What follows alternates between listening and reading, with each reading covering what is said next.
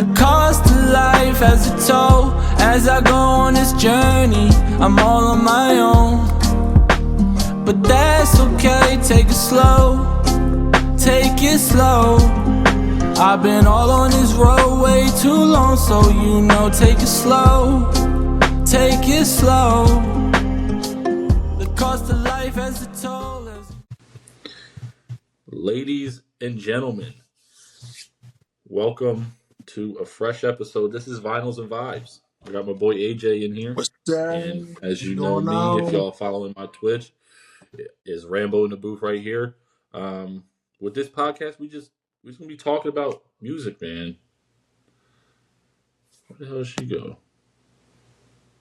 Center stage. Whoa. Oh, there we go.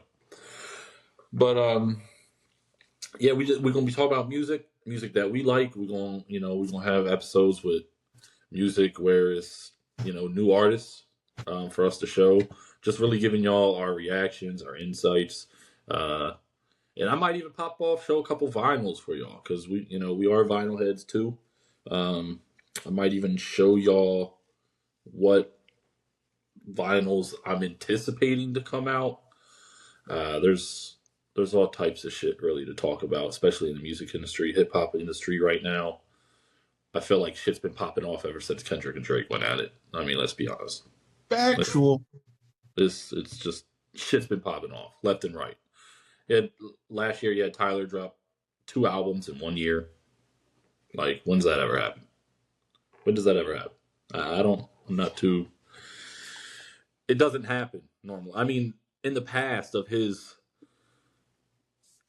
career, I don't think that's ever happened. Other than like maybe when he was with Odd Future. 2 albums in 1 year. I know. It's crazy. Doesn't happen often. No. It's a hell of a year for him, hell of a year for Kendrick. I feel like it was a hell of a year for West Coast in general. Was it? That shit shit has been crazy. Ever since that battle, like, the shift in hip-hop has just been wild. Like, let's not even talk about the run Alchemist has been on. Seriously. Like, he's on a generational run. Even like last year was huge for him, just because he was dropping so much. But like, if you go back, like, it might even like the past 6 years, dude. The collab albums, insane. Like from 2020 till now. I mean, even before that. I mean, he's just a GOAT in this game, producing all that. He's up there, bro. He's my favorite producer, 100%. Absolutely. Kanye would probably be my second, and if you put Kanye ahead of him, I understand. But me personally, I'm putting Alchemist there, dude. He's just. I mean, in terms of consistency, yes, I feel like Alchemist definitely deserves that title right now. Consistency and the hard work that he's been putting in. Like, let's not even get started with Alfredo too. Like, seriously, that tour was unreal. The tour was so good, I had to go twice. I know. Yeah, it's crazy. The tour was so good, I had to come down and see him in North Carolina. So it's just, yeah, man. There's a lot of shit going on, dude. There's a lot of shit going on. But I mean, he just dropped Bully. We've been waiting. I think he originally. He's had this speculating for a while now. I mean, Bully's been speculating. It was over a year. I think I looked the other day. I think the first time he did like the snippet and the EP dropped on YouTube and was talking about it was May of last year. So yeah, it was still like it was still. He dropped that shit when everything was still like fresh from that battle. I remember that much. Because I remember he kind of wanted to insert himself into that shit, which was funny as shit. I was like, bro, it has nothing to do with you, man. Like, and then he just went on this. Yeah, he was like, remember? He tried to insert himself. Like his opinion on it, and yeah, I remember him. Saying something. Yeah, because he wanted to come because he mentioned something in their podcast, pretty much saying like, "Oh, it feels like Kendrick defeated my arch nemesis," because they was beefing way like a while back. I remember that him and Ye and Drake were beefing a while back. I mean that whole Kiki, do you love me? I funny did not know that's who he was talking about at first was Kim, and I'm like, that's crazy. Oh yes. I remember hearing about that, and there was like I saw some YouTube videos where they were saying like, I guess he filmed a video like very close to their house or something like that. It was he was on some weird shit. Weird. He was on some strange shit. Nigga lives around the corner, mind you, because he wants to be claiming he wanted to be close near his daughter. But I get it, you know. Anything with the we're not gonna get on that subject with the Kardashians, but you know it is what it is. No, but it is what it is. A lot of odd shit comes out of that house, but. Moving on. Moving on. So, the main thing I actually wanted to talk about, because as we were just talking about producers, like I said, there's some speculation saying, well, I also heard there's a lot of speculations that a lot of the samples on Kanye's album were not cleared at all, which, not the first time that he's done that. He really just doesn't give a fuck. I mean, it's Kanye. It's Kanye. like come on, at this point, am I surprised? No. But whatever works on here, on the album Bully, apparently uses a sample that that Nicholas Craven used. Now, some people are upset in the comments. Do I really care? Do I think he like stole it? I don't know. Because I haven't heard this American Made, but the American Made is a Ransom song. Oh, okay. So I guess let's listen to Bully first, and then we'll listen to Craven. And that's crazy though. But it's like when it comes to sampling, how like. Yeah, well, that's why Craven. I think that's why Craven reacted. He was like, apparently they think he stole my beat. I'm not too sure. And someone asked him like, "What do you think of the album?" And he responded was like, "Really haven't been able to give it a good listen yet, but I'm sure because Craven's a busy man. He's got a lot of other shit going on in the music industry." Of course. He was like, "But from what I heard, I think there's some pretty cool beats on there." That's what he said. Yeah, that song was a vibe. That shit is a vibe. Yeah, it was a vibe. Production was great. Production was great. Was fucking great. Unlike Yeat's album. I ain't gonna throw too much shade on my boy Yeat. I mean, I do like him as an artist, but we're not even gonna talk about that shit. I already told you about that shit. Like I said, I just feel like not his best work. Well, yeah, we know that. But that's what I'm saying is I've noticed, especially recently, he has like he used to have a really good beat selection. Yeah, that's why I was like, who the fuck did the production? Yeah, the production on that was just all over the place, bro. I'm just keeping it blunt. Like it was like really like you couldn't like I was folding laundry. One of the most boring things you could do, and nothing really was making me like really like click to it. I'm like, damn, man, I'm just going through this shit. I'm just like, man, this album is just not hitting for real. It's like one song that I kind of like, but even then, it's just like most of that shit is watered down by a lot of mid, and I'm like, this shit is horrible. It was mid. It was mid for sure, mid. But I'm gonna play this. We'll go from there. Hold on, let me hear this.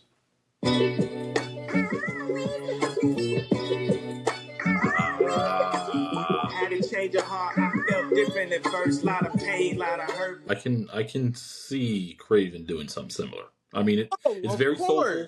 Yeah, the sample definitely sounds Craven-esque. Yes, for sure. Yes, I can hear it. Yes, I can for sure hear it. So, I mean, I can't say too much because I haven't heard American Made yet, but I'm gonna go back, and I'm actually glad that people are saying this, even though I don't think really. It's going to be like, he stole my beat. I don't think that's going to be the case. A lot of people on the internet like to reach. Because now it's allowing me to compare. And like I said, this is a Craven and Ransom, which I love both of them. Never heard this beat before or this song. So Let's play it. American Made. So I'm gonna be looking for the same sample, but they did say Kanye pitched it, so it's probably not gonna be as high. Mm. But yeah, let me see what they did here.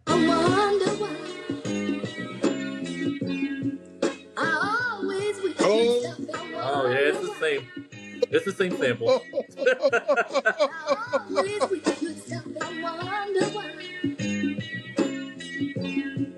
In school, I so gay with some dedication. College dropout. In the school of hard knocks with late registration. Now I wonder why. Bro, this niggas provoke me. I want to try to be the better man. But when kids play games, I come and slide. No one's surprised. The niggas want beat and... Hold on. So not only, like, was the snippet definitely from this beat, but he also makes a Kanye West reference to the song. So it makes you wonder if he already... Kanye heard that and it probably inspired him. It 100%. Yeah. So now we really... See, this is why I say the internet likes to reach and, like, sometimes start problems in between producers and artists when that could have just been that was an ode pretty much to Kanye, and Kanye was like, all right, watch this.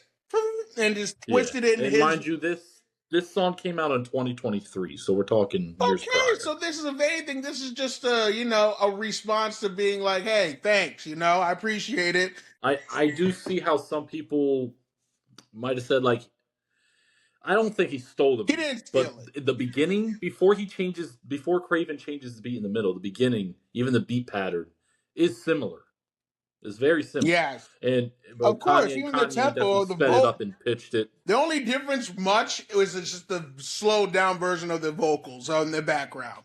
That's like, but in terms of the actual beat itself, yes, you can see the differences, but like I said, a lot of beats have been recycled throughout the past. Like, it's nothing new. Yeah, 100%. I feel like a lot of samples have been exactly. recycled. There's only so many sounds you can create and forge into a beat. So honestly, we can't just say he stole it. If anything, it was just homage to whatever what American Made was. I mean, you clearly see Ransom gave a shout out to one of Kanye West's album collections, so he clearly respects Kanye West. So if anything, Kanye was like, well, good luck for the shout out. Watch this. Tweaked it.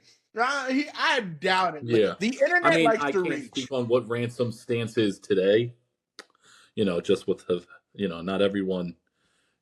For the most part, I feel like people see Kanye's vision. Of course. And he's, as everyone's saying, is back. That was a hell of an album for a Kanye 2026 album. The roller coaster of that album, because it starts off and then it goes high. Like, the beats got you pumped. Then as it gets to the middle, cools down. Then the last half is pretty much like a cool down. But it was a roller coaster. It was a roller coaster. It's soulful. I'm glad he was in his soulful band. For sure. A lot of choir vibes. Because there's a lot of soul samples on it, honestly. I think, and like I said, fan base reaching. The internet loves to reach. The internet is half the reason why a lot of, back and forth can happen between artists, because he says, she says shit goes on the internet, and then they hear one side oh, such and such did this and that, when it's not even... They run with it. Right. It's you give them an inch, they run a mile. For sure. You already know how half the reason why I believe why the fuck Drake did half the shit he did, because you had the internet. Literally, I remember telling my homie, I'm like, these two are totally, completely different hip hop artists. Them battling wouldn't even make sense. And even he agreed with me, but unfortunately the internet went behind Drake and said, oh no, you did it to me, you can do it again. They're not realizing Meek and Kendrick are way too different levels of rappers. And unfortunately, Meek and Kendrick? Yes. I feel like anyone who listens to Kendrick, or if you're just, as long as you're not a casual on the music scene, I think everyone should know that. And we're at a PA. Right. I'm just keeping it a whole buck. Exactly. We know they're not on the same level. I knew that battle was not going to be anything remotely close to how the battle with Drake and Meek was. No. Because first of all, I'm sorry, but with Meek's response it wasn't even a battle. Embarrassing. Like Philly was so embarrassed because it's like, bro. Well, yeah, because they're known for battles. Exactly. You know, if you go back to the Smack DVD days and all that, they're known for freestyles like, on you the didn't corner. even try to bring your A game into that battle, damn near. I mean, I wonder, like, look at like someone like Reed Dollaz. Like, right. Wonder how he was feeling when he heard that Meek response. Reed could have done a better job than that shit. Like, come on, man. Oh, 100%. Well, it was just a regular song with O'Malley, and he made like maybe one reference to OVO throughout the whole song. It didn't seem like a diss. Right. Didn't even try. And when you got Drake doing the back-to-back and playing in the Philly clubs, was just shot after shot after shot, playing at Meek, playing that shit in Philly clubs, mind you. They were playing that shit everywhere in Philly. This is your town. I mean, they were playing that shit everywhere. Period. That song was huge. It pretty much it did the same effect Meek, as and not like it did the same effect. Meek dropped the diss on a fucking mixtape. No. Like, come on, bro. Shit was terrible. It was a bad L for Philly, but you know, as time moves on, you know. I mean, shit. Even Kendrick said he liked that record. Of course, because let me get back to that for record. Oh man, Euphoria. Like we'll get into that. One day we'll get into that rant just because I remember when that was going on, just some of the stuff me and you were going through, like that was the turning point of hip hop for us because we as fans needed this because a lot of shit was becoming boring. A lot of stuff wasn't popping as it used to. You waiting your favorite artist were only dropping it. Boring. A lot of people were taking a long time to drop. Bro, some of our favorite artists wouldn't drop for 3+ years. So it's like, you know. I feel like everyone's on speed mode right now. Oh my god. I mean, the person who's dropping the most, bro. I saw this post. Shout out to Bodie James. Oh, okay, we talk about this all the time. This guy drops constantly, and I'm hoping any day now Stove God album drops. If y'all don't know who he is, you need to fucking do some research. I'm sorry. Do some research. Do yourself do yourself a favor, and search him up and listen to his music. But he has an album. Shout out Stove God. I really hope that the label lets you push that album soon, my guy, because this is day 2 of no sign of this fucking album. Like, this is crazy. Yeah. I mean, he dropped a snippet and they're saying it's coming soon. Does that mean it's coming this Friday? Like, what is it? I hope so. I hope he just drops that shit on a motherfucking Tuesday. Like, I don't care what day it drops at this point. Yeah, it would be nice. Tuesday this week would be great. But regardless, what I was saying is, I hope he drops. But as far as like this, I'm just comparing him to the consistency of Bodie because I saw the post. I think it was on Twitter. It might have been on Instagram. I think it was Twitter.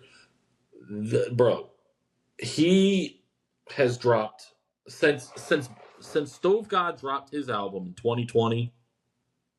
Bodie James till now, Bodie James has dropped 29 fucking albums. That's crazy.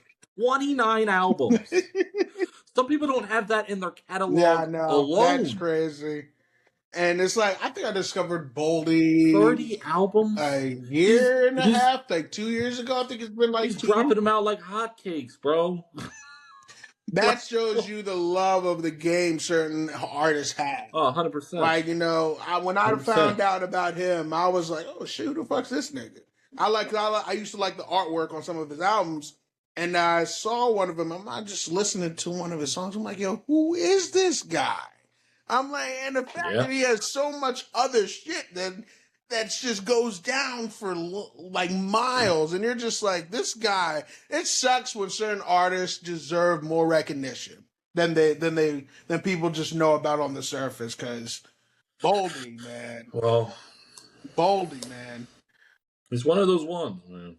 I mean, you gotta think about it. If you're a hip hop purist, he's one of those guys. Like, let's not forget. You want to go?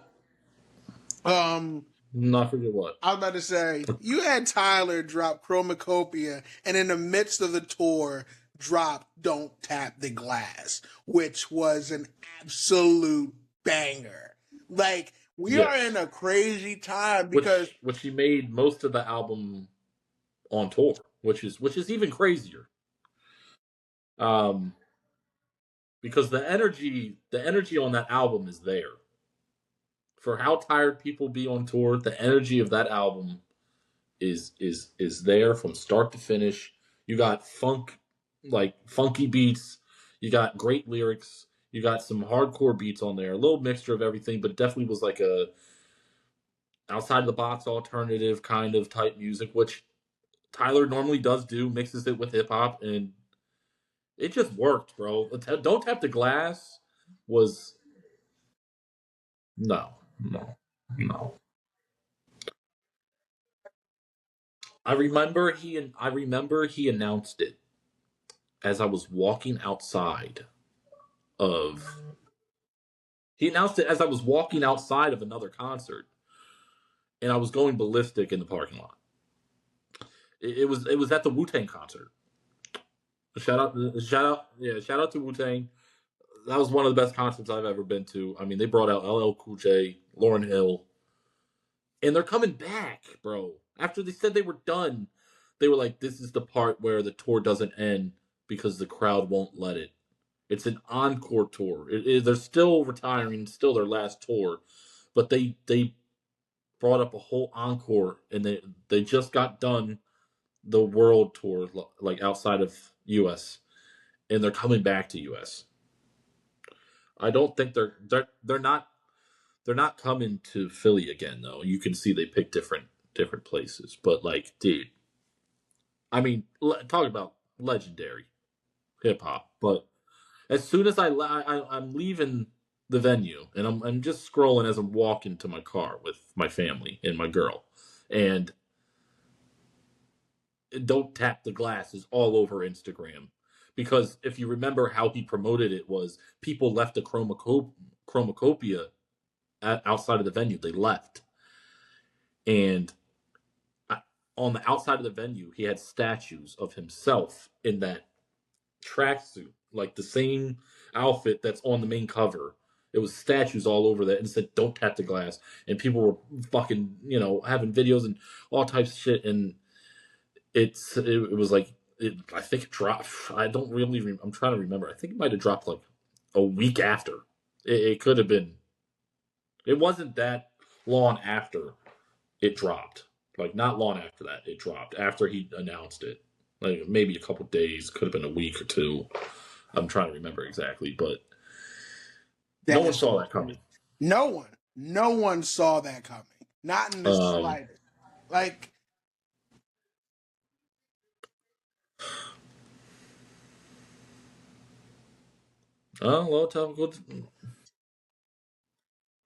every so often, and it's like, we didn't expect him to drop for like 3-4 more years after this album, because that's what the state of hip hop was. You know what I mean? Exactly.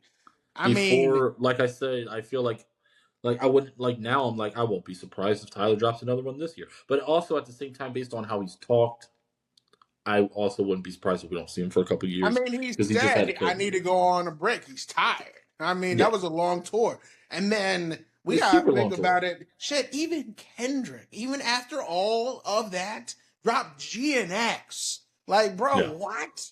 Like, everybody was like, is this nigga really dropped the fucking album? Like, after just delivering. Yeah, and that was random too. Yeah. That album was random too, because I remember I was at work and I'm driving in my truck. I just got out of this fucking job, and I get to my truck, and I'm like, I was a plumber, so obviously, I was like putting in notes of what I was doing, blah, blah, blah. I go on my phone real quick, and the first thing pops up is him in that black and white cover with the GNX. And I'm like, excuse me?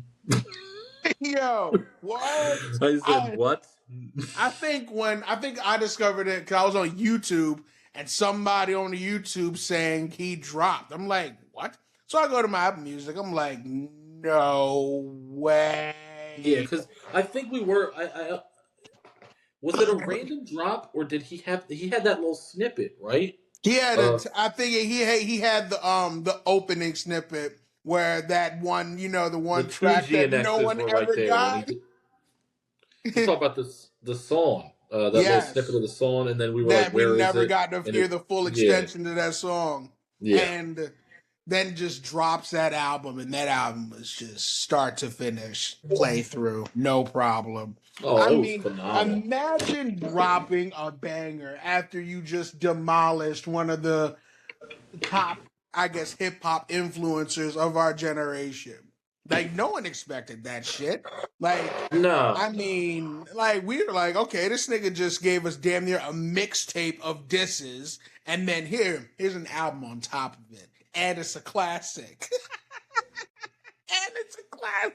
Yeah, and it was filled with bangers, which I feel like, there is, as he is one of the best storytellers out there, there was, like, Gloria, like, there was some storytelling. Gloria was one of my favorite songs, especially when you get to the end and you're realizing this nigga's talking about his pen. Right, exactly, which is what I'm getting at as far as, like, he's like a great storyteller. But the thing that stood out to me about that album was that it had more bangers, more... Get the fuck out of my face. That song was crazy. Yeah, it just had more, like, a little oomph to it. It was a little bit different. Like, a lot of the other ones were real. It sounded like he was having fun. That was an album that wasn't geared toward just storytelling. It was more of like, all right, this is something you can vibe to. I want to show y'all that, I can get artistic. Because Mr. Morale and the Steppers was a whole therapy session. When you listen to that album, that was a therapy session of him finally realizing, like, he said it before, I'm not your savior. Like, stop putting me on this pedestal of being this hip-hop messiah that's supposed to save people from sin. Like, no, bro. Like, I'm just trying to, like, put the mirror to you. That's it. You have to reflect yourself at the end of the day. Right. I'm not perfect. And he pretty much lays that out during his last 2-part album. And in this album, you get the version of Kendrick who's gone through therapy. And now we can have fun. Like, we are actually, like, he had so much West Coast vibes to it, had barbecue vibes on that bitch, oh my God, that shit was so good. Like, it just touched so many different areas that you can go back and have replay value on. Going to that concert was amazing. It was a movie level production on that concert. And, 100%. Us being from Philly, we just won the Super Bowl. Not like us hit way harder for us than anybody else. Because they was banging that shit in the locker room after they won. Are you kidding me? Yeah. And I saw, shout out to Hove too. I saw an interview. They were talking to him about that. Because if you don't know, he has a deal with the NFL where he picks the Super Bowl. He picks the halftime show. Yeah. So they were talking to him, questioning him about, and he was like, "Yeah, I didn't do that to bring down Drake's, like, at all." He was like, "I just picked the guy who had a fire year."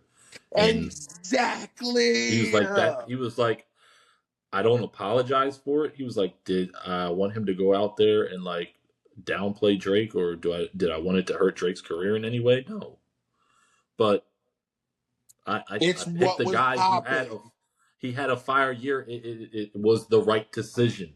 Of course. At the end of the day, you got to understand. At the end of the day, NFL is a business. Of course. You see it all the time. Players will get traded like it's nothing. It's a business. Numbers at the end of the day. He saw who was doing the numbers. He knew who was going to be locked in for this Super Bowl, and he knew that it would generate one of the most biggest numbers of that halftime show was insane.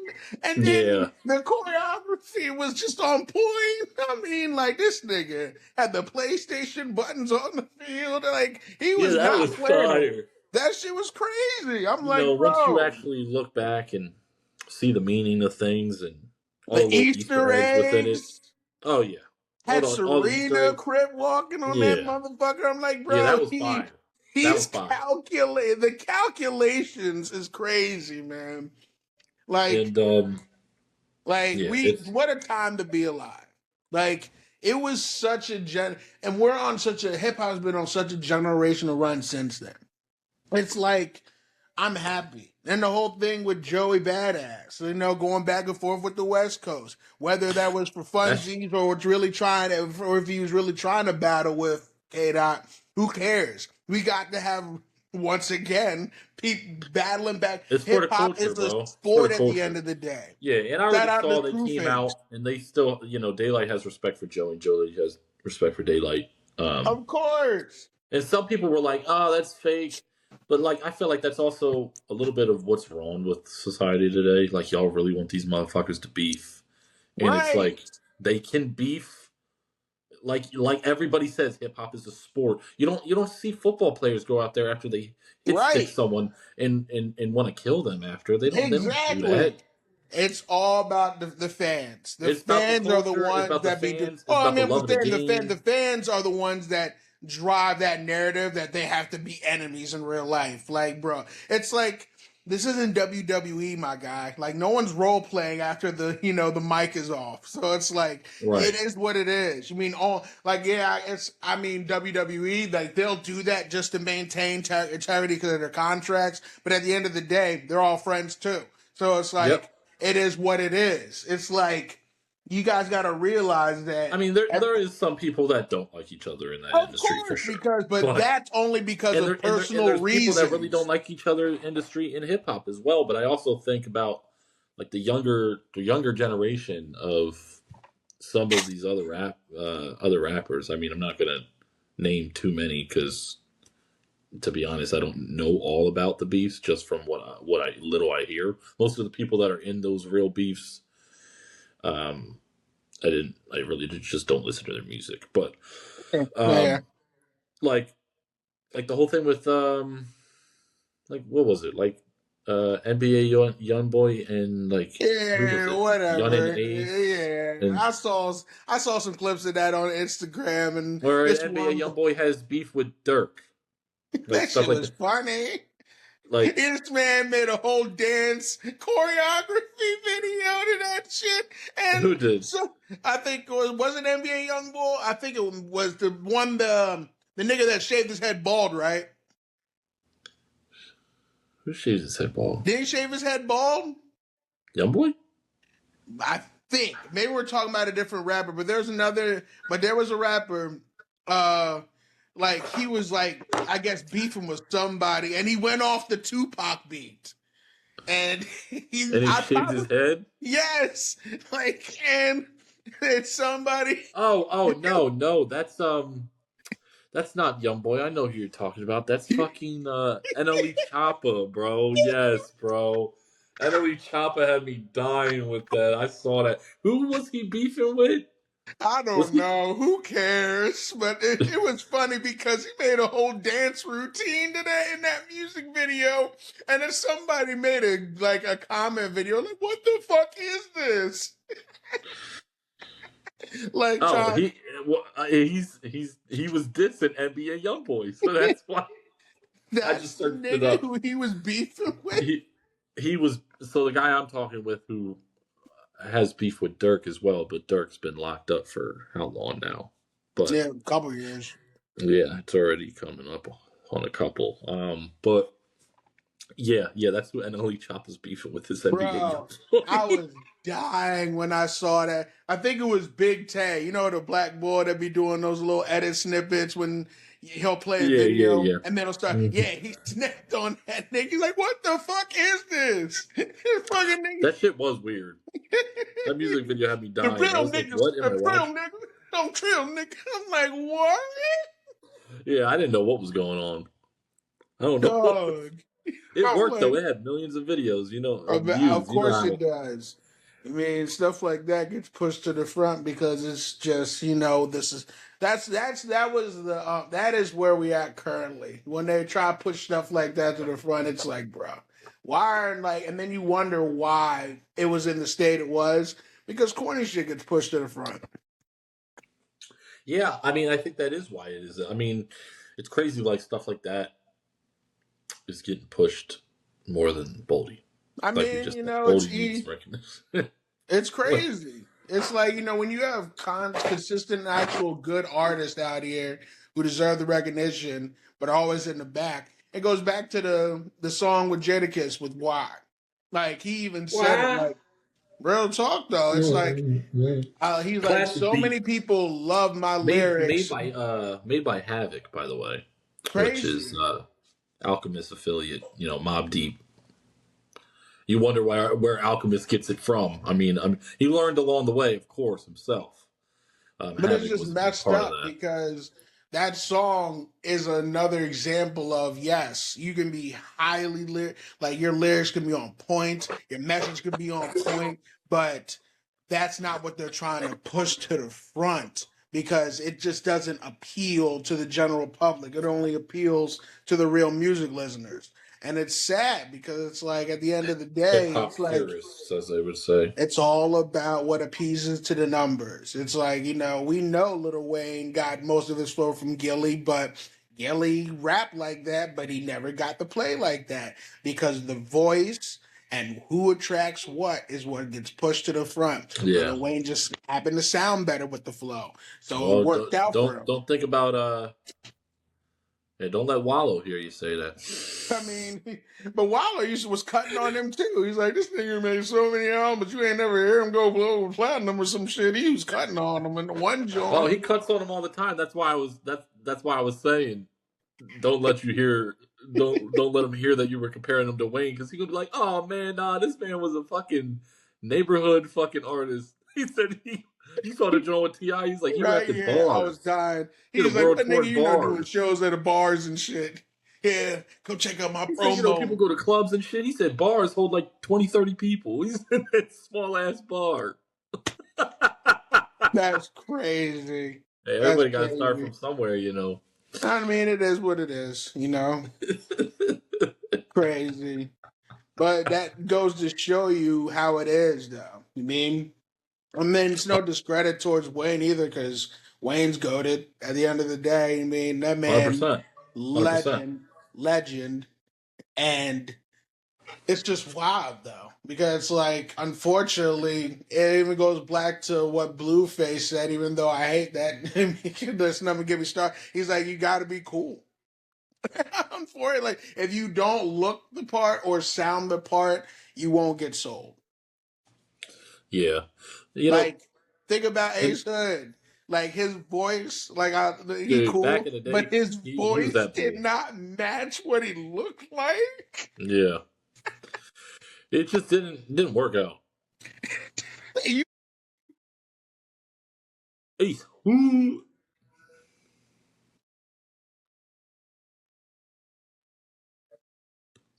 I know. I loved his shit. He had some fire ass shit, bro.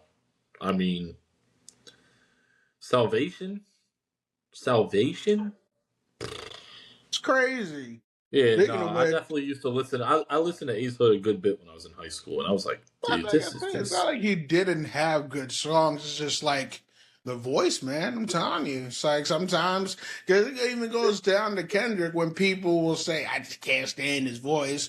And it's like, I get it, because he has like a plethora of goofy voices. But then when he gets into a serious voice, and all of a sudden it's like, oh, now I can listen to him. But even when he's talking in his funny voice, if you listen to his lyrics, he's talking some shit. It's like, you just have to, sometimes you got to tune out the tone of the voice and just listen to the delivery. And when you actually listen to it, it's like, oh shit, this nigga talking shit. Well, I would say delivery always matters more than the tone. I mean, delivery is really, I feel like, what makes people feel hip hop the way it should feel. Of course. Like if you hear a bar and you get which I do on half the shit I've been listening to lately, because I've just been listening to some hits. But like, the delivery is what makes that face. The delivery. I mean, the way the beat knocks obviously plays a part, because beats will make me have that face as well. Oh, but when you hear a bar and it makes you do that face, 9 times out of 10, you're not. I mean, yes, the bar's nasty, so in your head you're thinking that was mean, but at the same time, the delivery has to be there. For sure. The delivery on the bar is what makes you go, "Oh my god!" I know. Like, makes you rewind. Makes you rewind it real quick. Like, hold on, what did he just say? Rewind. How did he say that? Like, yeah, exactly. Don't get me started on Boldy's one-liners. I know. I mean, that's that's just he's got a plethora of those too. Yeah, dude. Oh, does he? God. Can send them boys on you and get you touched just like a predator. Like, he said, I send them boys on you and get you touched just like a predator. And I was like, bro, this nigga is shot the fuck out. He says like a sec. And then he was like, he's like, send your bitch home, make you smelling like a pop condom. I was dying. He said, I'll send your bitch home, have her smelling like a pop condom. I was dying. That's crazy. That's diabolical to say to another nigga, yo. Like, excuse me, sir? Like, what? You better send her back home wherever the fuck you came from. Oh my god, that shit had me dying, bro. Boldy's one-liners are undefeated. I don't care what nobody says. His one-liners are crazy. Yeah, he got some funny-ass one-liners. Yeah. So as far as anticipation albums coming up that we're anticipating, other than we did talk about Stove God's album, which is going to be produced, the whole album's produced by Swizz Beatz. It's been a minute since Swizz has been dropping, like, he's dropped singles. Yeah. A collab album. I know. That's what's got me the most hype about this shit, man. This is a collab album, man. Like, we're getting a good, an album worth of Swizz Beatz beats. Like, that's what it, that's going to be great. And in none other than Stove God to rap over those beats. I mean, I don't see how this album could really be bad at all. I mean, it's going to be insane. Like, we heard a couple previews off the podcast, and I'm just like, man, drop the album. All you gotta do is drop the album. Drop it today. Drop it today. Like, real shit though, bro. Killing me. I know. I know, dude. Dude, even his own label posted that video he posted, and someone in the comment section was like, he don't even fuck with y'all. I was dying. And they were like, the fucking record label that's holding his shit hostage right now they actually were commenting with fans, the record label, and they said, we're not fucking, we're making records. I said, they're devious.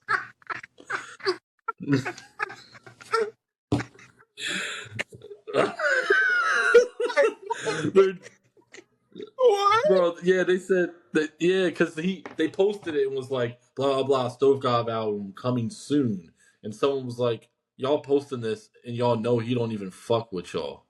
And they were like, we're not fucking, we're making records. Okay. And then someone commented was like, someone commented was like, y'all just stealing sauce. Y'all not making shit. And he goes, and then the record label says, how can we steal something that we own? You sound stupid as hell. I hate and someone said record label arguing with fans is diabolical. Because that shows you they don't give a fuck. No. They don't give a fuck. They're like, we're clearly fucking him over, and like, god damn, bro. That's crazy. And this is the craziest situation I think I've ever seen any artist be in. Like, I've seen people have shit held and shit, but like, we're talking 5+ years. Yeah, 5+ years. It's crazy. It's insane. Like, any person that doesn't drop that long, it's probably because they wanted to take a break. Yeah. Even if you're signed to a label, I've never seen, but also he hasn't. They haven't dropped because he's not making the type of music they want him to make. Oh well. As you can tell on what he said on the Ebro John was when he made Goat Stamp. Remember we were listening to Goat Stamp? Yeah. He was like, I'm stepping on coke. And the beat was hard. It was like had the horns in it. Yeah. Horns. And I remember we were listening to it, and I was like, "This is good," but I was like, "This doesn't sound right. Right. This doesn't sound like him." Like I really like it was okay, but I didn't really like the track, to be honest. I was like, "This is what the next album's gonna sound like," right? I was like, I don't know, and then it made sense when he goes on the Ebro fucking podcast or on the interview, and he's like, basically, he's like. Yeah, I put that out just so they would kind of like shut up. It was like because he was like that wasn't. He was like my real fans know like what that was. Like I had a feeling because I'm like this just doesn't sound like the gritty Stove God. No, like not at all. Even the flow sounds like it was commercialized. Like it just.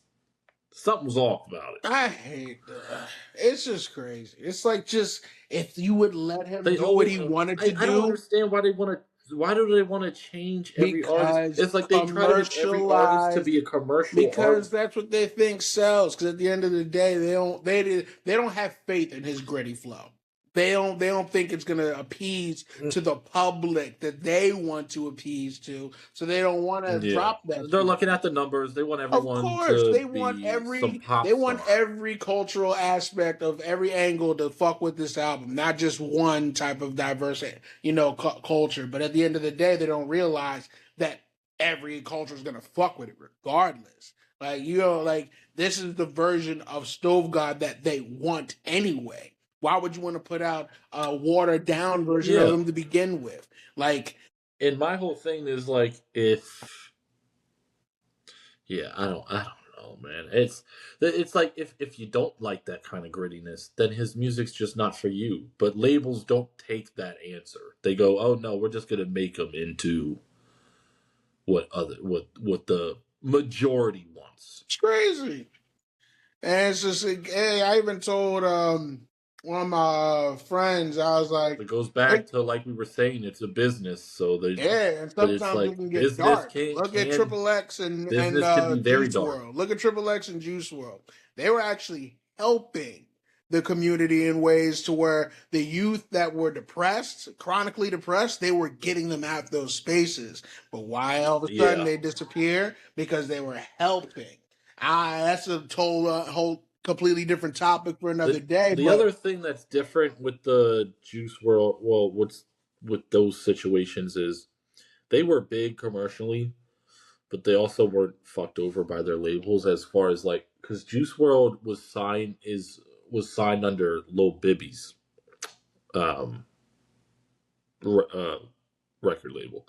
And if you don't know who Lil Bibby is, he's from Chicago and he used to roll with G Herbo. And they used to be like, gang affiliated together within the streets of Chicago.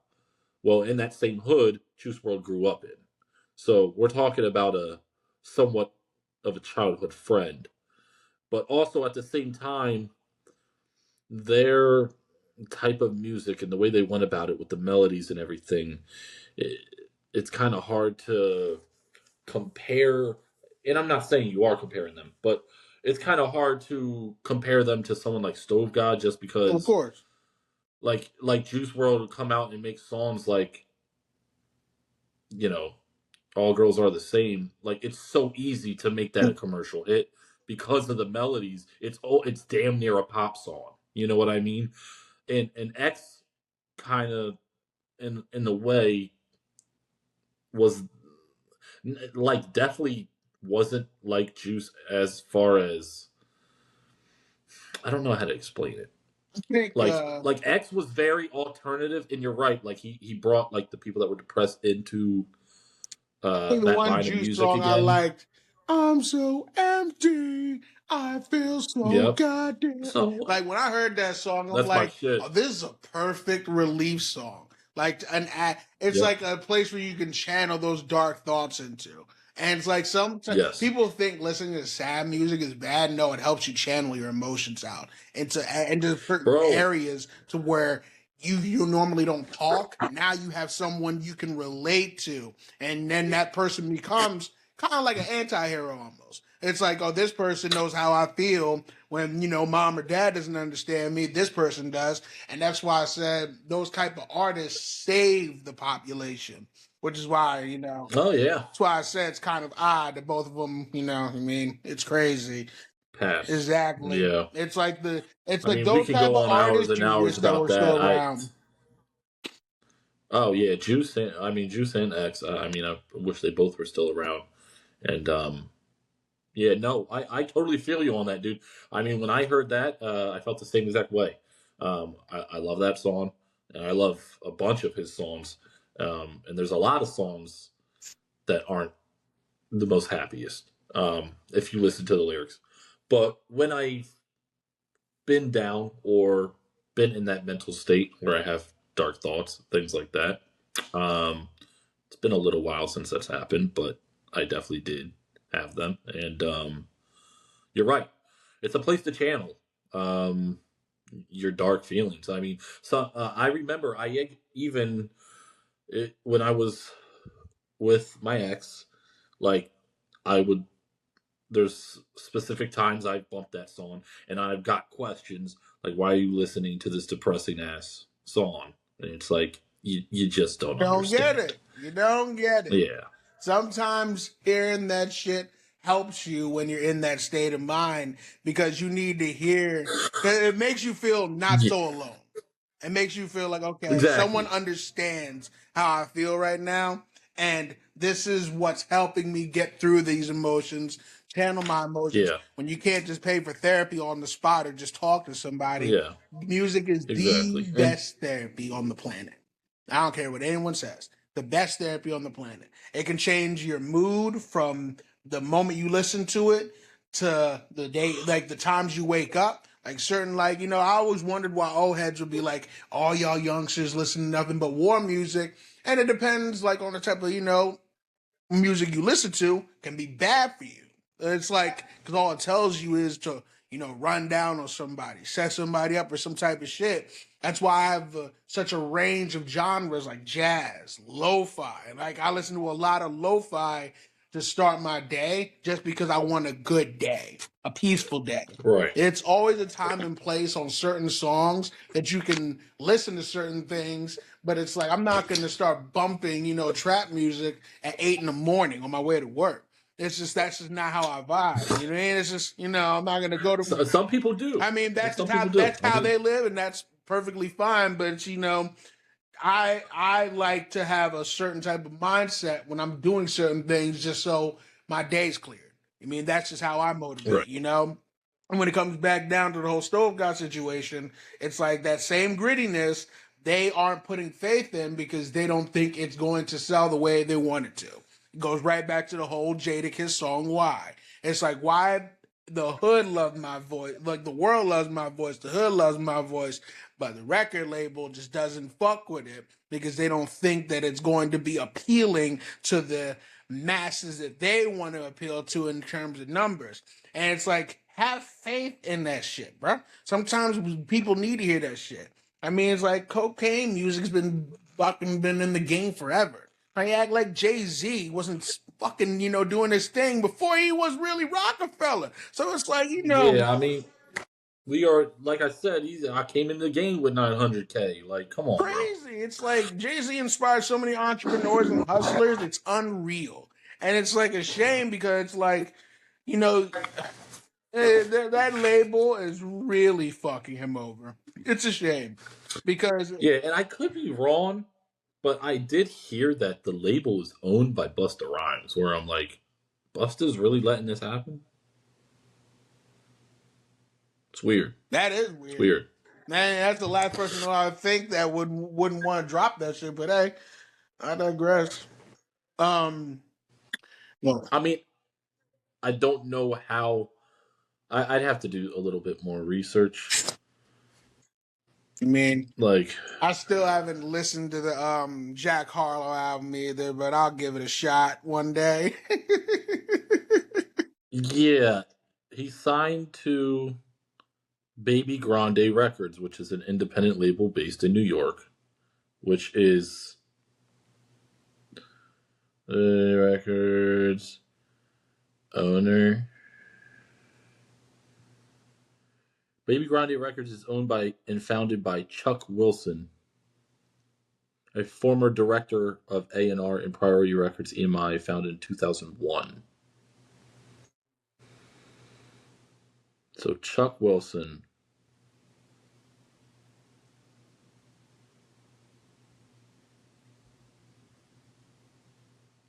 Chuck Wilson, huh? Well, Chuck Wilson's fucking him over, okay?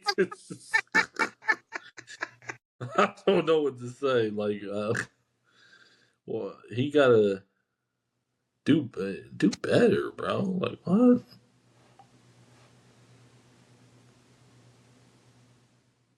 Yeah, he's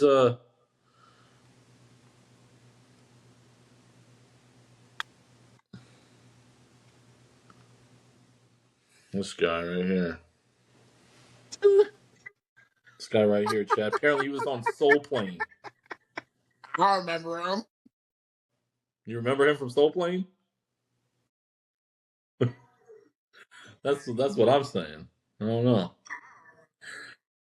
This man was in 2 movies. He was in 2 movies, apparently. It's just only 2. So, I mean, he's not on the movie scene. I'm looking down the cast because when you search up his name, it says movies, and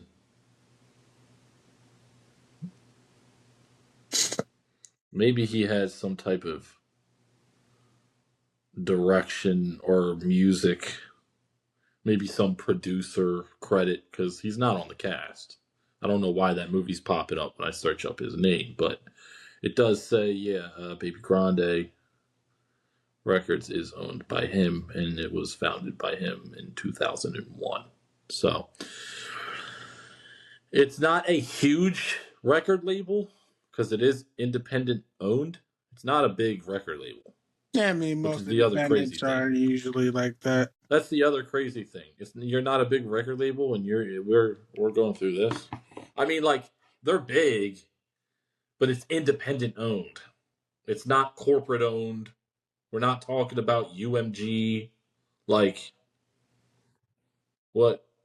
I don't see what the holdup is on this album. I really don't. But I mean, he says like 5 days prior to it's supposed to drop, he's talking about he sent it into his label. Like, what's the issue? I know.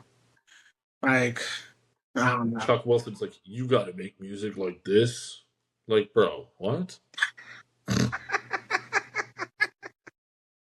First of all, the record label's based out of New York. I don't like Stove God. Like, mind you, he's not from New York City, but he's from Stanford, New York, and he still has that gritty New York sound.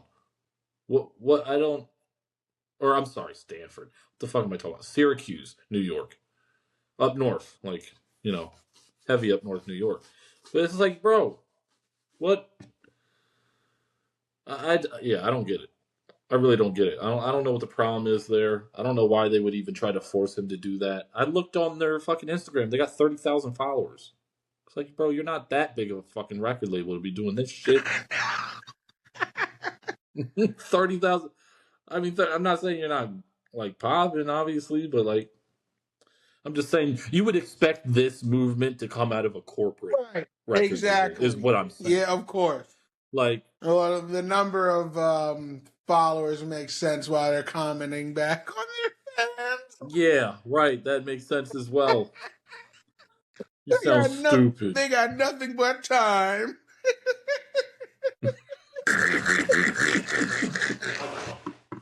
Bro, like, they what? got nothing but time on that label. I can see that.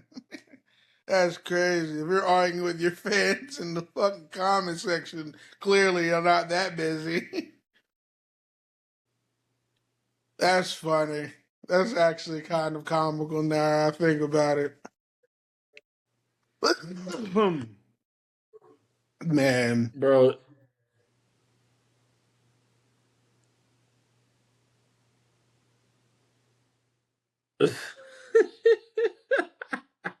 Crazy.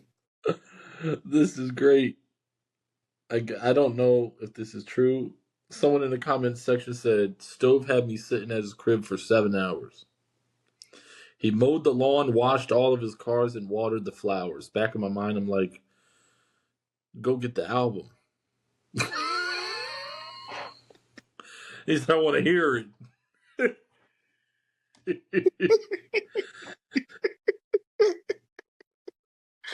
Ew. Someone said, this is like when the plugs say they ready and they really not, but still want you to pull up and kick it. Unreasonable drought right now. You know what's funny about that? It's so true. That's really what it's like. That is true. That's what it's like right now. Like, where's the album, bro? But like, I mean, he's going through all this shit. Great. I can't wait till he gets out of this situation, bro. Right. It's sad to see artists like this. I mean, I feel like, especially artists like that who you already know they're not getting promoted to the forefront the way they should. I mean, that feature with Clips was huge for him. I mean, now that's Grammy nominated. It got him recognized for sure. Oh, for sure. But like, what I mean by is like, you know, he's not going to be commercialized how these big corporate, like, they're not going to, like you said, they don't trust or believe in his grittiness. That's what I'm saying, man. Open the door. So I feel like artists like that should be able to drop whenever the fuck they want, like Bodie James. I hate to see artists like that in this position. Of course. Of course. It's especially when your fans have been speculating this for so long, and now you, man, come on. It's like, it's fucked up because we were so hyped to hear this last Friday, and the moment it didn't drop, bro, I was hyped as shit. Bro, I was on my phone all day just waiting for it, and then it was one of those sections when I'm just like, reload. Right. Reload. Just keep reloading the page. I'm like, come soon, right? Like, do I gotta download my app? Like, what's going on here? Re-download the app? Like, is there something wrong with my phone? Turn my phone on and off, make sure something okay. No, it really wasn't. I went to his YouTube. No, it wasn't on the YouTube. I'm like, God dang. Like, come on, bro. And so I did want to also talk about how the hook, line, and sinker, your boy Pasco and Bodie James album. The vinyl release of that actually just happened on Friday. Nice. Don't know if there's any more releases. There was a lot of limited variants of it. They had some different cover art that looked sick. I mean, if you guys follow Bodie, you know has a lot of art in his album covers. Yeah. It's similar, you know, and obviously he's an affiliate of Westside Gunn, very similar to Westside Gunn. Westside Gunn has a lot of fucking art as well, not to mention a wrestling company and merch that is going crazy because, I mean, I have one of his shirts. It's one of the best quality merch I've ever fucking bought. It's phenomenal.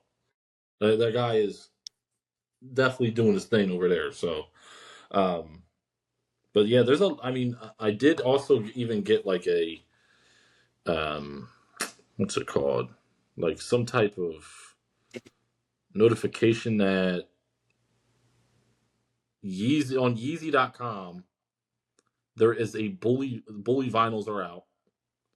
You can get one signed. What? Okay? He's got Bully vinyls right now on Yeezy.com signed by Kanye for $50. For $50. We got regular vinyls are going for $30. He's got different colored vinyls. He's got black. He's got gray, chrome, clear, red. So, yeah, definitely would like to get that. He even has a box set that comes with a vinyl little gifts inside a black box that says Bully and a t-shirt of the album cover. So I did get a box set of the Cherry Bomb 10-year anniversary, so it's similar to that. They give you the vinyl. There'll probably be a fucking CD version of it inside the box with the shirt. Because I got a Cherry Bomb shirt with a CD as well. You were so happy. I was very happy. I mean, that album's, some people don't like it. I wouldn't say a lot of people don't like it. I mean, it's there not are people's some people favorite, that like it, but out of his category, no. Me, it's up there. I mean, the guy. Shout out to I Breathe Music all day. Obviously, you follow him too on Instagram. Making great music content, going crazy in the music world right now. So shout out to him. But he's stated several times that's his favorite. So I know there are people that do see the vision that I see with that album. I think that album's great. I don't think it's talked about enough. It's definitely his album where he was like, this is where it's the beginning of him changing it up. And he's already stated that. It's the beginning of him changing it up as far as like how his music was. I mean, if you listen to Bastard, Bully, Wolf, and then you listen to Cherry Bomb, you're like, this album is definitely different compared to those previous three. Just the sounds, the beats, the lyrics, just this, even like the songwriting in general. But you can tell in Wolf, he definitely knew how to write a song. Even in Goblin, there was some where it's like, okay, this hook's catchy. Like he definitely knew how to write. Yeah. What? Was it keep cutting out? I keep seeing you like going on and off the screen. I don't know. I don't know what that's. Uh-oh. No, you're there. No, you're good. You're good. You're off now. I don't know what's going on with that, folks. But yeah, there's that vinyl. Drugs Are Bad. Lucky.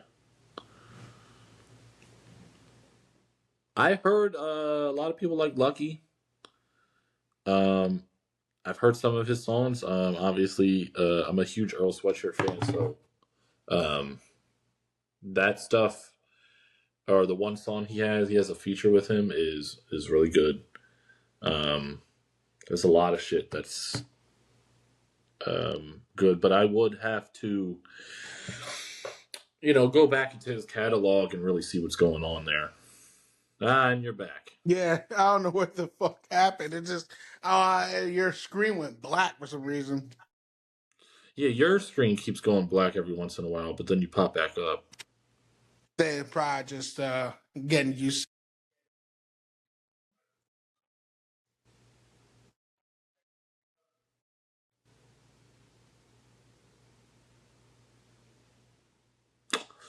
All right. So the next time on this John, like I don't know, maybe it's how the video works or some shit, but it'll sometimes knock me in and out of the John.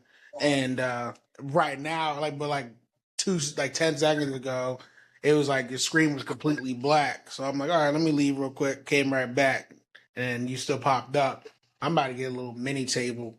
So that way it's like maybe I don't know. So like I don't know, maybe it's I mean I have it on a table. I'm also on an iPad, not on a phone, but I do have mine set up on a table. So okay. Table probably would be a little better. Yeah, there's so many vinyls that are coming out. I'm highly anticipating. You saw that shit I sent you? I know you saw that shit I sent you because you reacted to it. Yeah. The Earl and Mike vinyl? Yeah, I know. It's crazy. It's crazy. So, if you guys don't know what we're talking about, I'm going to go back up here. This vinyl is being made by a company, I think, that is known for making crazy vinyls. Stone Island is, I guess, Yes, Stone Island to release the Pompeii and Utility Sound Edition vinyl with the album.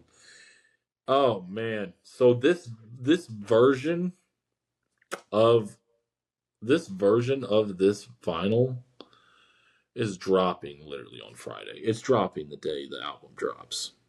Is what it said. Or no. I think I'm reading it wrong. It says Sound Edition vinyl. Stone Island to release the Pompeii Utility Sound Edition vinyl with the album. Oh no, yes, with the album dropping on April 3rd. So there you go. So Stone Edition. Yeah, Stone Island is a company that apparently makes these super limited vinyls.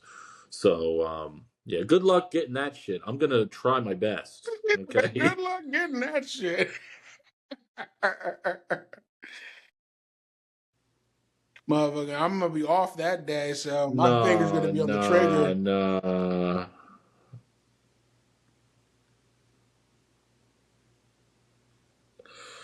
Okay.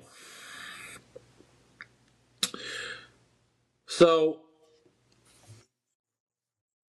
someone said any ETA for a release. Their website just got shirts for now. Someone said it was a free giveaway if you went to the album Q&A in LA, which was that they gave that vinyl away for free to them if you went to the fucking listening party in LA. I hope that there's another way to get the vinyl. But regardless, I wouldn't think that they're just going to have that limited version of it and not do like a full production of vinyls. I don't think it's going to be like mass produced. It's definitely going to be limited. It's definitely going to be a limited drop, but I think they will drop other variants, but there's no info on that yet. But okay. I mean, we're definitely going to be doing another video like this when that comes out. Thursday night, yeah. Be fucking ready, because I mean, I'm pretty sure that's dropping. They already have the pre-save and everything on the fucking Apple Music. So. Yeah. I mean, they don't play. They don't fuck up. They don't fuck up on the release dates. Okay. So, no, they don't do that though, because, well, one. Fire! I can't wait. Oh, bro, I'm so hype.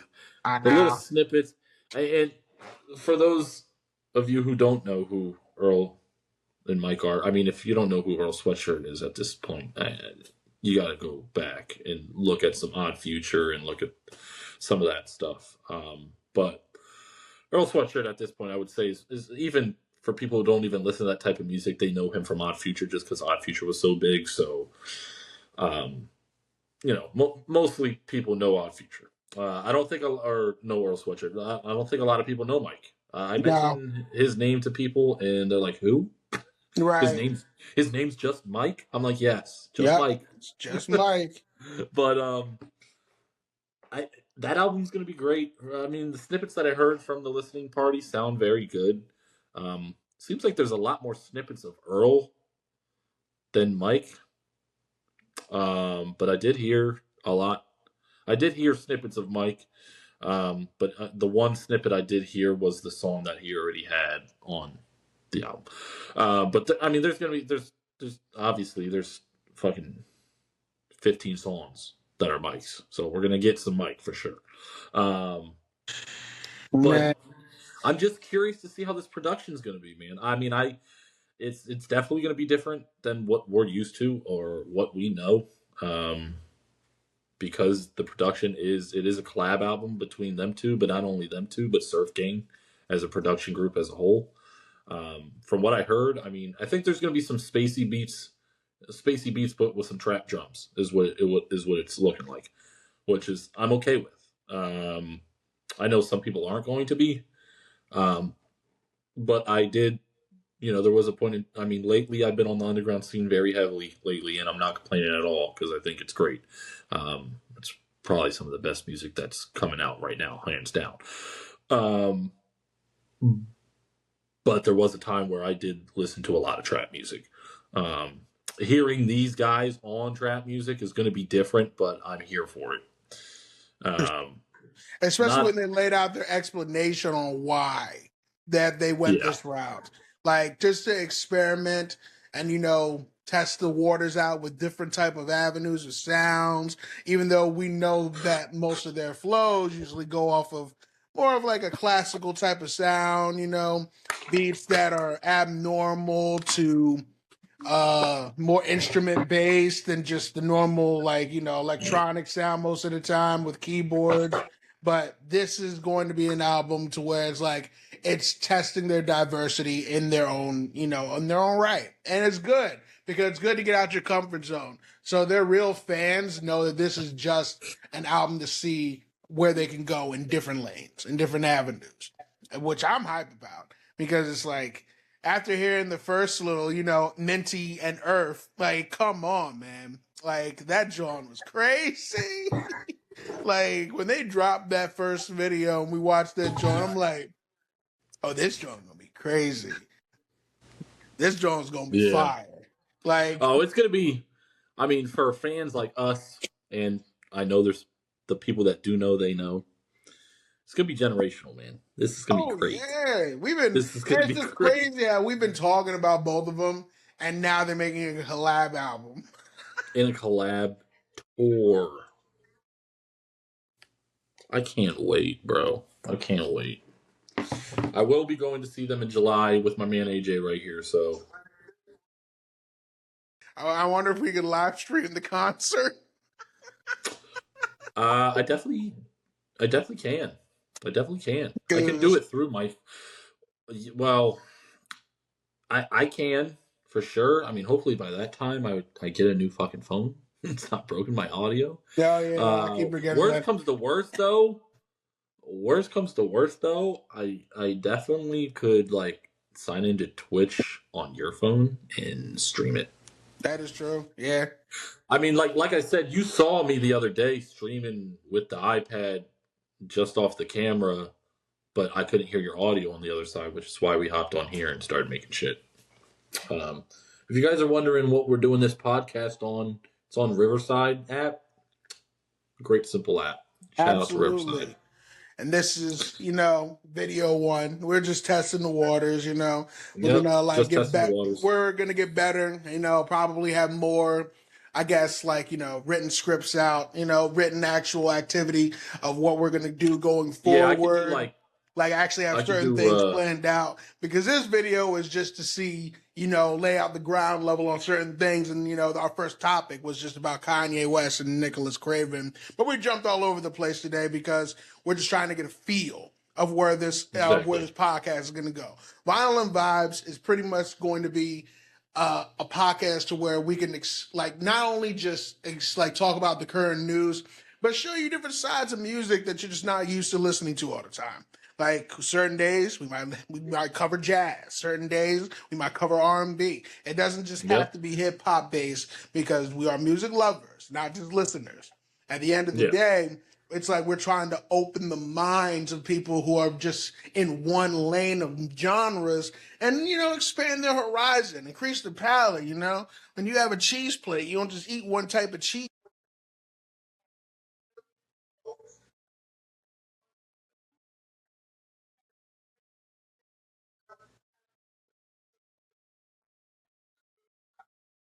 There you go. Yep.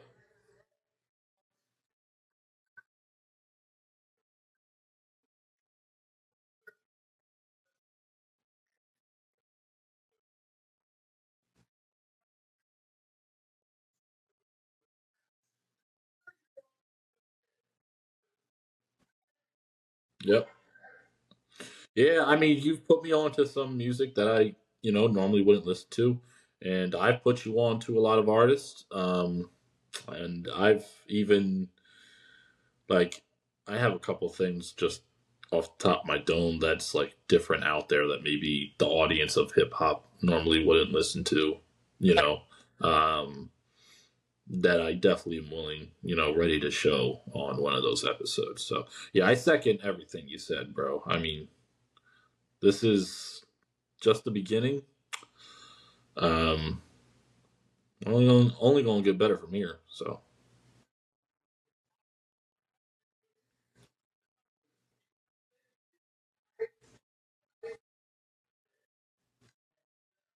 yeah, shout out to Playboy. Shout out to Cardi, because that is his album name. What was it? Life is music, right? Or music is life? Up to the point where it's like it's good to start really introducing people to different lanes, different type of areas, and Or different no, art. no. I'm sorry. I'm getting mixed up. So his album's called I Am Music. Yeah, I am music. I mean, but and I mean, it's he's and definitely but yeah, he's part of it. absolutely. Yeah, and we'll get on that subject another day. Yeah, I was gonna say. I mean, to be honest, like me personally, his shit ain't really hit the same for me since Dial-It. Dial-It was amazing Oh my God! Don't even get me started hitting the bitch. Walk out with my Thule when I go. Bro, that's my shit. I got red shooters, I got blue. Him and Uzi.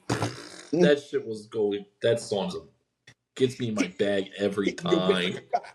Yeah. Yes, me. Yo, that's my nigga, bro. I'm Yeah, like, no, that John's crazy. Like that was a great era that was a good era of music at one point. yeah. Like that was Oh, 100%. that's when life was peaceful. I'll tell you that much. Life was peaceful, and then at that point in time, Yeah, I was like, life was definitely peaceful. The other thing is like, but that's the best thing about having a wide palette of music, just like we were talking about. We could talk about underground artists like Earl and Mike, or we could talk about some of y'all favorite commercial artists like Playboy. Now, I'm not going to like everything that he comes out with, but I'm still going to accept it. I'm still going to give at least it a listen. And that's what it's about, bro. It's really what it's about. Absolutely. I mean, it's like Trying new things it's not always gonna be working for your ear for per se, but listening to all of it is key. Of course. Because you never know what ideas, what inspirations could come off of. I mean, I've had albums that literally changed my life, bro. I mean, I can name like 5 from my childhood that just made me look at shit way different, bro. And it's crazy when you think about the power of music. Oh yeah, it can it alters like how your day can go, like especially depending on the type of artist.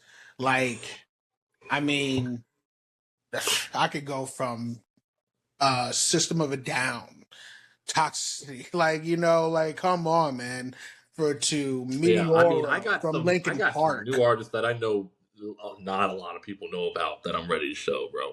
There's this punk band that I listen to called shout out to them, Dearmaryanne. Dearmaryanne. That just Phenomenal. sounds so. Yeah, it does sound. It's pretty funny. He's got a lot of lyrics that are hilarious. Like, and it's like also shit. I listen, bro. I don't judge anybody. I told some story. There's this one song. He's like, I took a hit of res. It smelled just like your basement.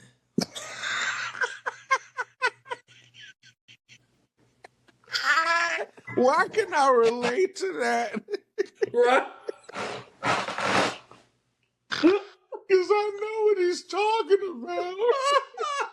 I know exactly what he's talking about because I've been in that situation. There was one John, like he has a song called like he's like, I spilled weed in your car or something. Now you spilled your natty ice on me. He's like, now I smell like natty ice. Some shit. You're fucking retarded. This old fucking high school shit, man. I've been hearing natty ice since I was like, God, man. That's the cheapest. Guitar riffs are great though. Just for an example for you guys, I'm gonna play a little something. Okay, Dearmaryanne just came out with an EP called "I Just Kept on Forgetting." They came out with it this year. Oh well, it tastes like your basement. Yeah, it tasted just like tastes like your basement. He's eating basements. Eating basements. Well, you know that basement smell. It's like, no, I know what you're saying, but tastes like your basement's crazy. That's what the name of the song's called. I know what he means. I get it, but it's just crazy that you say tastes like. Wow, that's wild. Let me hold on. Yeah, his lyrics are laughable, but if you look at it from a music standpoint, it's not bad. It's not bad at all. Hold on. I mean, I love the guitar riffs throughout his music, or the band's music. I'm talking about the lead singer. He's the only one that I know. Wait, maybe it's because this shit shut off, isn't it? Damn right. That's exactly why. There we go. All right. I'm going to play this. Wide palette. Okay, like we said.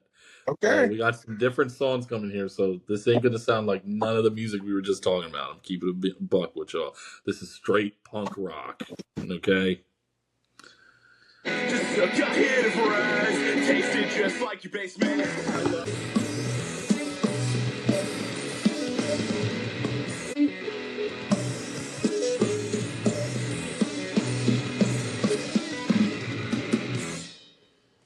There you go. Okay, I can fuck with it. But yeah. Shout out to Dearmaryanne. They got he's definitely got that old school, alternative '90s to early 2000s punk voice. You can hear it. We're making it out of the garage with this one. Yep. But yeah, shout out to Dearmaryanne. They're a band that I found a year or two ago. They're based out of Boston. Nice. But yeah, there's all types of different music out there, man. The main thing that drove me to their music was the guitar riffs. As you can see on that solo, it's just phenomenal guitar and drum work. My range can go from Young Nudie to Pink Panthers. Don't fuck with me, bro. I listen to everything. It's that's why I'm trying to tell people, you'd be surprised what sounds good and what doesn't sound good until you give it a try.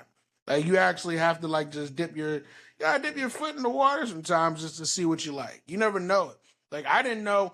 I actually found them because someone used one of their songs on an Instagram reel, which is great. I love when people do that, and then you click on the reel, and you can. I'll give you one thing. That's definitely a good way to discover new music when someone uses it in an Instagram reel or some shit. And and you can click it to actually give you the link to what the song is. It's oh, okay. I saw one song from them. It was called Dickie Roberts. That was the first song I heard from them. It was called Dickie Roberts. Yeah, it was. I found them in 2023. Was when I found them. So fucking I think I was watching Nardwuar. I've heard when I remember when I first heard Pink Panthers, I'm oh, this girl got an amazing voice.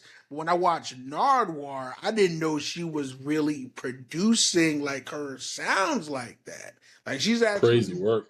Right. Great artist. It made me respect her more because she actually does her research on certain things. And I'm this British girl who's actually from, who's I think a descendant from Kenya. I mean, she's African too, but it's just crazy.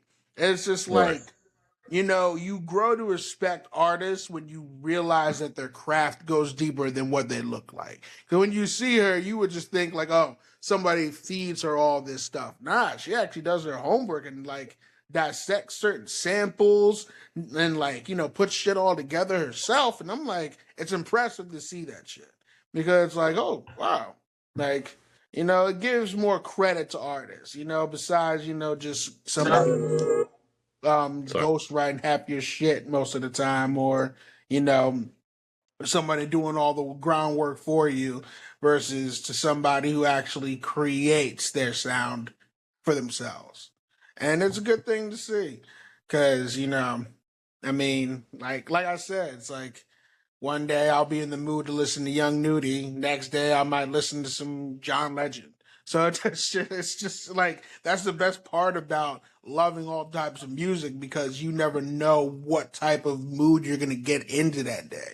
Right. Like, I listen to Suicide Boys. If anybody knows who Suicide Boys is, it's a lot of like Tokyo Drift type bass type of music. The type of music, it's like driving, like getting really hype, fucking like, you know, hard, like punk gangster type shit. I used to listen to them heavy, like in my high school days. My one friend that I used to go to all the concerts with, kind of how like you and me do now. He was a big fan of them. So yeah, man, they're still alive. They got some crazy beats too. And they're still motivatedly making music, because that type of stuff. Because every genre has a certain crowd of people, and it's like, though, like, it just shows you don't have to be commercial to be out to make it. As long as you have like a distinctive group of people that is large, that appreciates your music, you're always going to be popping, no matter what. And which goes back to Stove God. It's like, just let the man drop. I'm telling you, it's better just to let him drop than just let people decide for themselves if they like it or not. But it's like, you know, the album just Bogart and his shit is just wild. It's crazy. Like, I'll never understand it. I won't. I don't get it. It's like, you know, I thought this was cleared out for the man, you know, but I guess not. I mean, we'll just have to see. Yeah, shit is irritating though, because I really want to hear this album. Like, you know, you only like got to hear a couple things from it, but it's like, I want to hear this masterpiece of an album being like, you got Swiss all over it, bro. I'm trying to hear this. Yeah, I mean, there's like, it was funny because someone in the comment section, like I said, we were talking about how the record label was going into the comments talking, and after he was arguing with those, the record label was arguing with those people, whoever fucking controls that. I doubt it's the owner, Chuck Wilson. I'm sure it's some other person that works for them, but that's crazy. Someone, you know, because at the end of that snippet that Stove posted, and the same snippet the record label posted, it says coming soon at the end of it, right? So someone in the comment section was like, when is this coming out? And the record label responded, said, coming soon.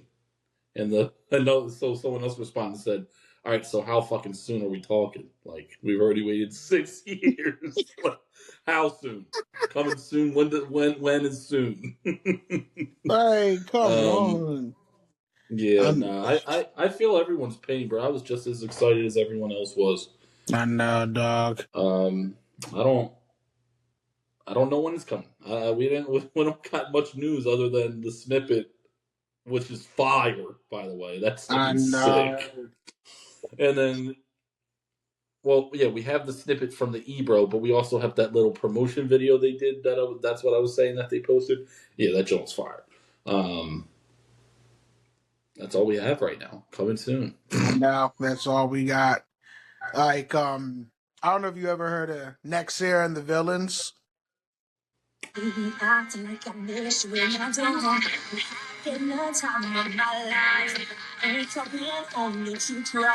Just know that I know what you need. Baby, can't you see? I left you alone. Nobody has to know. Yeah, me, you alone. Wait for it.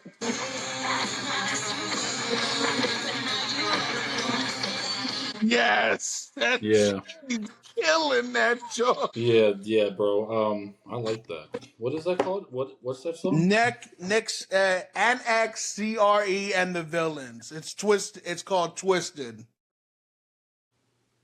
Like, bro, he was. I'm like, yo, what? That shit was fire. I think I saw it like on the anime.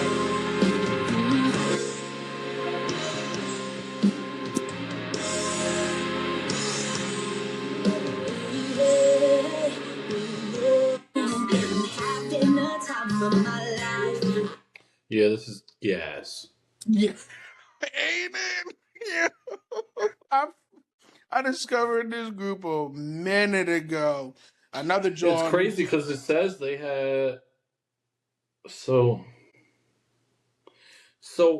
Quick question: is that a girl or a guy? The singer. I thought so because I'm looking and I'm like, yeah, it's NXCRE, and apparently he used to do electronic music. Yeah, crazy, right? You probably would also like the song "Endless" too, but.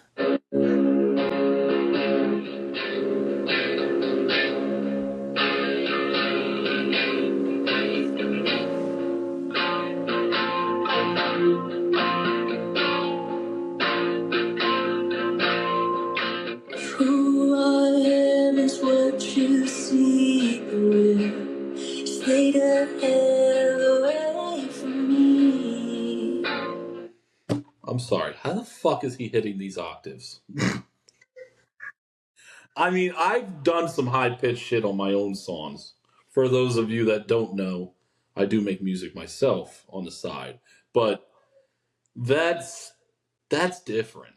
Like he sounds like a whole girl. Yeah. So, well, I mean, think about it. You'd be surprised. Like, it depends on. I mean, like, I mean, like Iron Maiden. Yeah. Iron Maiden. That's the guy who sings that part. It's just it is kind of crazy though how maybe it's just me, like I can hit high notes but I can't hit that high, but it could just because how my voice is so deep. I know everyone has a different voice, so but I'm just surprised, like it just surprises me how a guy's able to hit an octave like that. Like that octave is like it's just so high pitched. No.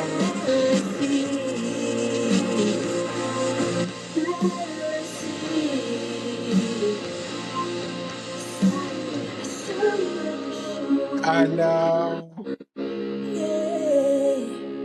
You look so damn good that night. You know what though? I was just about to say that reminded me. I was just literally why I paused it. I'm like, hold on. Now it kind of makes sense because The Weeknd can hit that. So he's got like that. Yeah, it's definitely a little Weeknd-esque. So you can hear The Weeknd inspiration. You can hear The Weeknd type of vocal range to where he has it can be. You would think it's male or female depending on the song that it is, but it's like. Yeah. I mean, it's just that's The Weeknd, though. I mean, at the end of the day, like we just know him. Don't even get me started. No, that one hit. No, when I just paused it though, that note he hit it sounded very similar to Weeknd. Yeah, very right about that. Yeah, I wouldn't be surprised if he gets that's what caught my ear. I wouldn't be surprised if that's one of his inspirations too, because I mean, The Weeknd is just his albums are crazy, underratedly good. Like, I mean, could very well be kind of trying to look like him too. A little bit, just longer hair. Yeah. Because remember when Weeknd used to have that wild ass hair, then he cut that shit off. Yeah, it might be it must be a pussy all in the house, everybody fucking.